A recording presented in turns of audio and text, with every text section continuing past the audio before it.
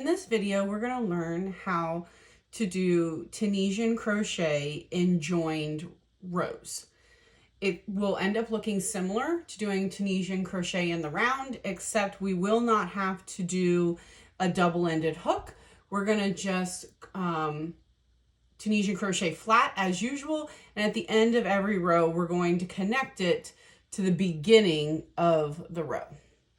So to start off with, go ahead and grab a stitch marker, and we are going to mark 2 loops at the beginning of the previous row. So this is the first loop for this row that we're working on. We're going to I'm going to turn my work so that you can see it. We are going to take a stitch marker and mark these 2 loops from the previous row. So if you see it from the front, it's that first loop, and then it's actually the last loop of your return pass. There is what we're marking.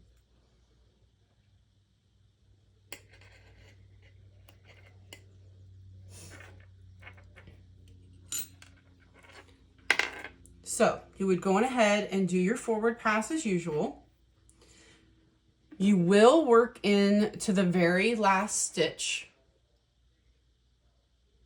Only this very first time will you have to do a traditional last Tunisian stitch and work into the figure 8.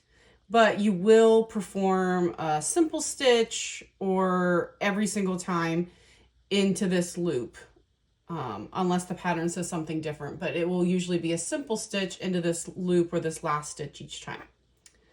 So now I'm going to go on ahead and pick up the beginning of the row.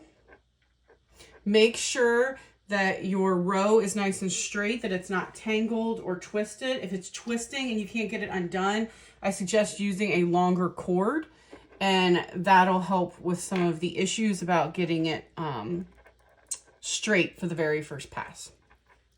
So I'm going to insert my hook under both of these loops that we marked with our stitch marker. I'm going to go on ahead and remove my stitch marker just to make my life a little easier. Okay, you are going to have your cord. It's going to flop in the way a little bit. I just let it flop in the front of my work. And I'm going to yarn over, and I'm going to pull through these first 2 loops that at the beginning of your forward pass, and the 3rd loop right there. So you'll always, when you're joining, pull through 3 loops.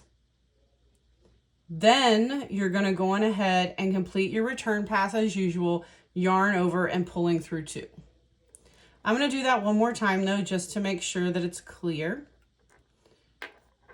what 2 loops I'm going through each time.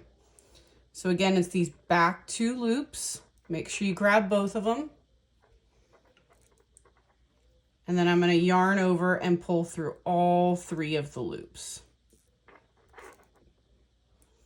I do not need to yarn over and pull through 1. You're just going to yarn over and pull through 2 now and complete the rest of your return pass.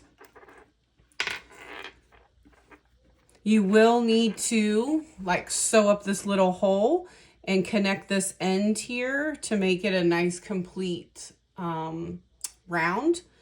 But other than that, that's all you're going to do. And I'll come back in a second on my next row and show you how we do it after it's connected. Okay, I forgot to do this at the beginning of the row, but I suggest when you start each row until you get the hang of it, go on ahead and use that stitch marker and mark the 2 loops that you're going to pull through each time.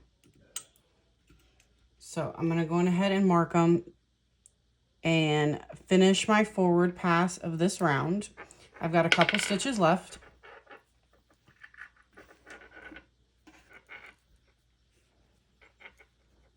And again, this join technique works for no matter which stitch section you're in, or if you're working on a different design that I'm working on.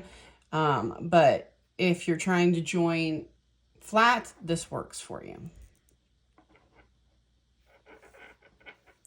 Okay, so I came to my last stitch here. If you can see, I've got one more loop to work into.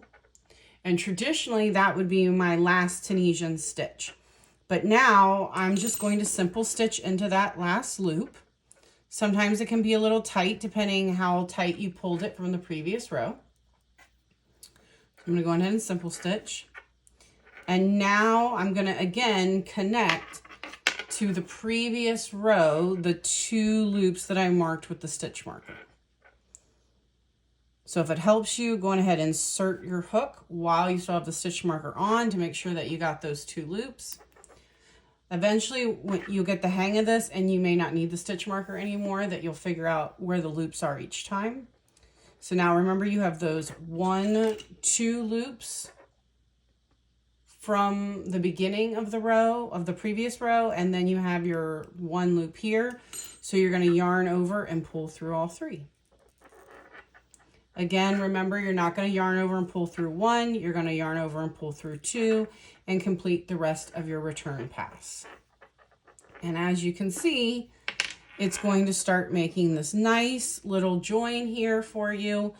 And it's going to save us from seaming up the body of the sweater or whatever you could be making, a cowl or a scarf. But it's fewer seams that we now have to do because we're using this join technique.